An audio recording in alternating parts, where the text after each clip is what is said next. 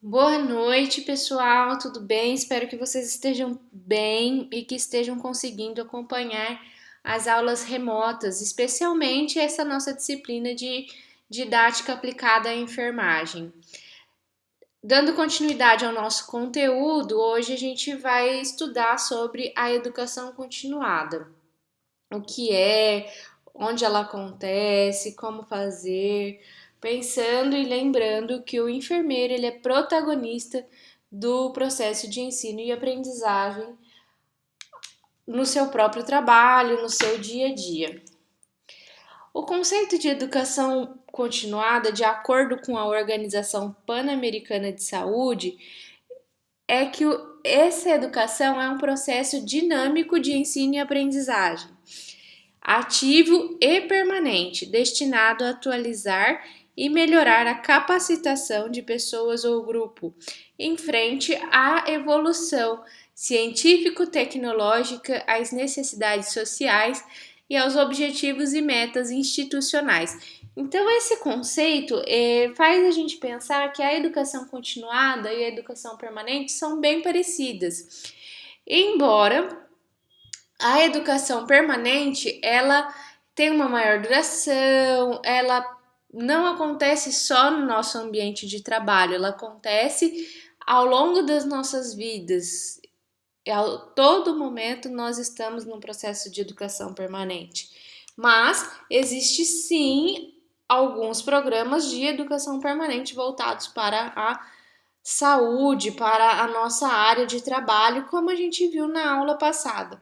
Então, a diferença, nós vamos ver ainda nessa aula algumas diferenças entre educação continuada e a educação permanente. O que a gente precisa gravar é que ambos são processos que a gente enfrenta no nosso dia a dia e passa por eles, processos de ensino e aprendizagem.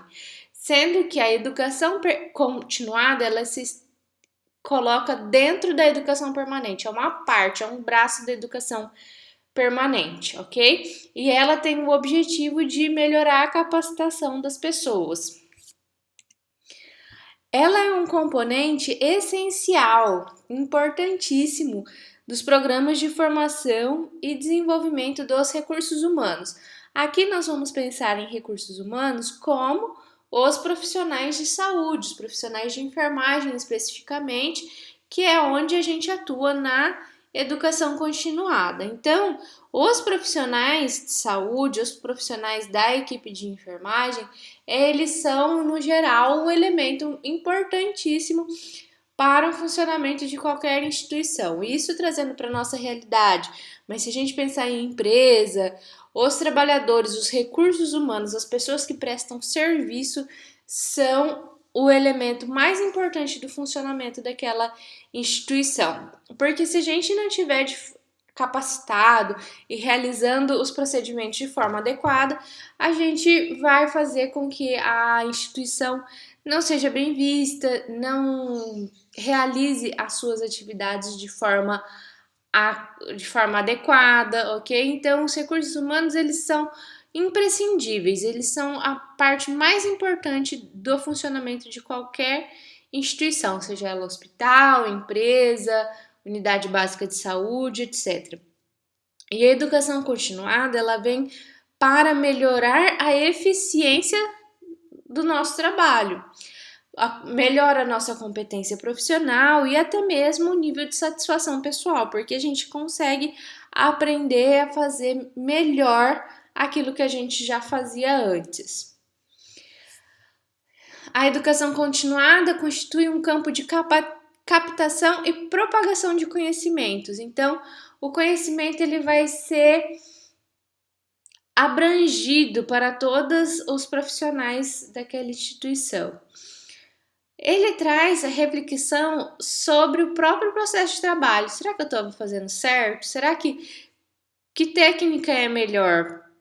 E a educação continuada tem um pressuposto diferente da educação permanente no sentido de que ela pensa naquilo que a gente já aprendeu no nosso dia a dia. O ponto de partida da aprendizagem da educação continuada é uma experiência que a gente já adquiriu. Por exemplo, vocês adquirem o conhecimento de realizar punção venosa durante o curso de enfermagem. Daí vocês vão trabalhar numa instituição hospitalar que às vezes tem seus próprios procedimentos, por exemplo, relacionados à fixação do catéter. Às vezes eles utilizam adesivos específicos, e aí a gente passa por um processo de educação continuada para aprender a utilizar a mesma técnica. Não que estava sendo feito de forma errada, mas de repente aquela instituição colocou uma forma diferente de atuação. Isso envolve recursos financeiros, a disponibilidade de materiais, etc. Então, gravem isso, que a educação continuada, ela parte do princípio de que vai melhorar ou modificar alguma coisa que a gente já sabe. É um conhecimento que a gente já tem, não vai trazer um conhecimento novo especificamente. E isso faz com que o profissional queira crescer mais na profissão e ele se conscientize da necessidade de implementar aquela rotina no seu serviço. Então, primeiro o profissional precisa se conscientizar, né? Durante as ações de educação continuada, ele se conscientiza das necessidades e das melhorias que aquela ação vai trazer para o seu dia a dia e para a sua assistência e para o seu cliente ou paciente. É preciso haver educação continuada no nosso serviço, porque existem transformações contínuas, mudanças de técnicas, mudanças de materiais utilizados, e isso também é necessário para que os profissionais sejam formados com uma visão mais crítica e reflexiva, pensando no que está fazendo e o porquê está fazendo. E a gente deve lembrar que nós da enfermagem, nós fazemos a nossa própria educação. Então, nós somos responsáveis pelo processo de educação continuada dentro das instituições hospitalares, dentro da atenção básica e para nós mesmos. A gente precisa aprender coisas novas e melhorar as nossas técnicas diariamente e estar atualizado de acordo com os conhecimentos científicos e as mudanças que acontecem no dia a dia. As ações da educação continuada, elas precisam estimular que os educandos, ou seja, aqueles que estão aprendendo, que eles repensem sobre os seus próprios valores profissionais. Ou seja, aqui quer dizer que é para a gente estimular a conscientização com a melhoria no processo do cuidar, melhoria na assistência. É o principal objetivo da educação continuada em enfermagem. Gravem isso também. O principal objetivo da educação continuada é oferecer uma melhor assistência ao nosso paciente e cliente, oferecer uma melhora no processo de cuidar. E existem algumas fases para aqueles enfermeiros que trabalham no setor de educação continuada dentro de instituição. A Organização Mundial da Saúde, o Ministério da Saúde, eles colocam que, preferencialmente, o coordenador do serviço de educação continuada deve ser um enfermeiro. Então, nós, enquanto enfermeiros, podemos estar recebendo as ações de educação ou nós podemos estar implementando essas ações de educação no nosso dia a dia.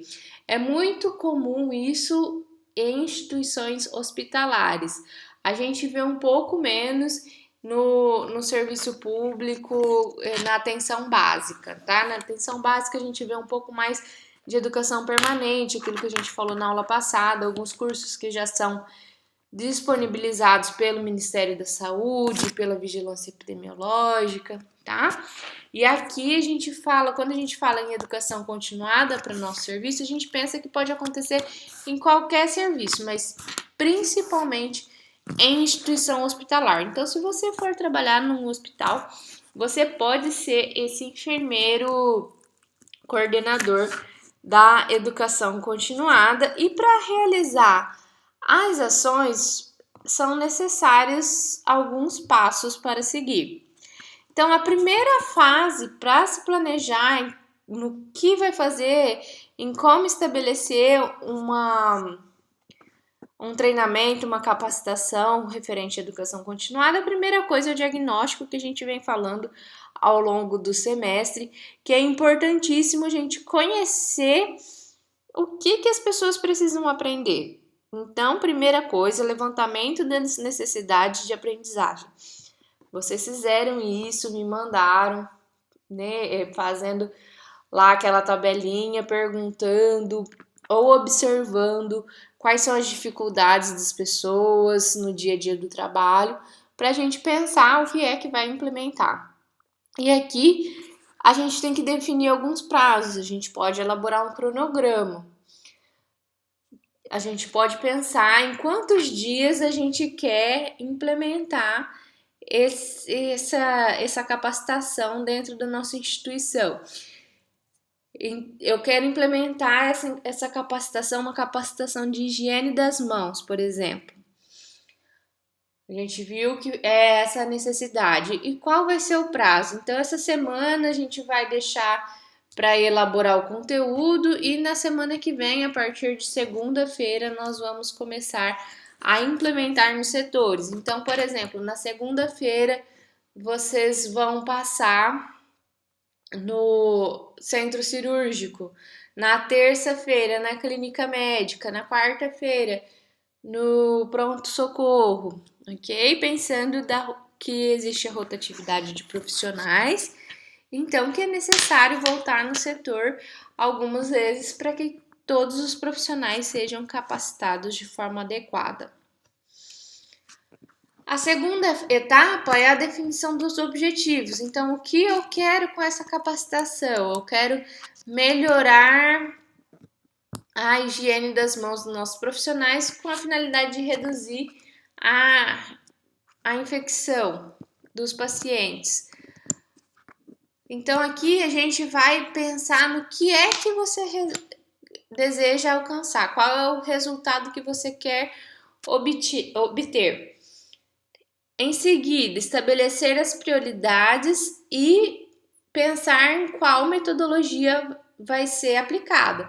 Então, primeiro você precisa treinar o pessoal da clínica médica, é uma prioridade para esse atendimento. Eles que estão fazendo mais inadequadamente a higiene das mãos, lá tem um nível maior de infecção, então a prioridade vai ser a clínica médica, por exemplo. Aí nós vamos pensar quais são as propostas de ensino, que metodologia que nós vamos utilizar e quais são os recursos necessários. Em seguida, verificação dos recursos disponíveis. O que eu tenho na instituição? Eu preciso adequar, eu preciso providenciar mais material para que a higiene seja adequada. O que eu preciso fazer e o que é que eu tenho disponível na instituição e como eu posso utilizar esses recursos. Quinta fase é o planejamento, que aqui a gente vai desenvolver o programa. É aquilo que vocês me mandaram por e-mail, uma tabelinha com um cronograma. Aqui vocês vão descrever como vai acontecer, qual a estratégia, que horário.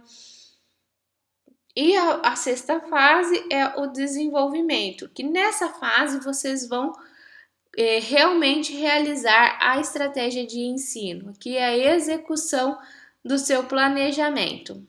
Aqui ficou repetido, né, a sexta fase, o desenvolvimento, e por último, a avaliação. Vamos verificar se os profissionais conseguiram aprender aquilo que a gente transmitiu, se houve melhora na qualidade do serviço, se os profissionais conseguiram entender e aplicar na prática do dia a dia aquilo que lhe foi passado.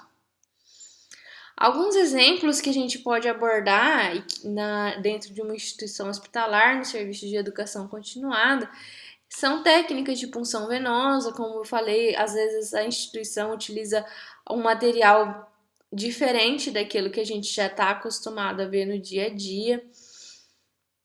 Pode ser que uma UTI utilize um venoscópio, por exemplo, e a gente vai fazer uma capacitação para utilizar esse equipamento na punção venosa como um método auxiliar para nossa técnica.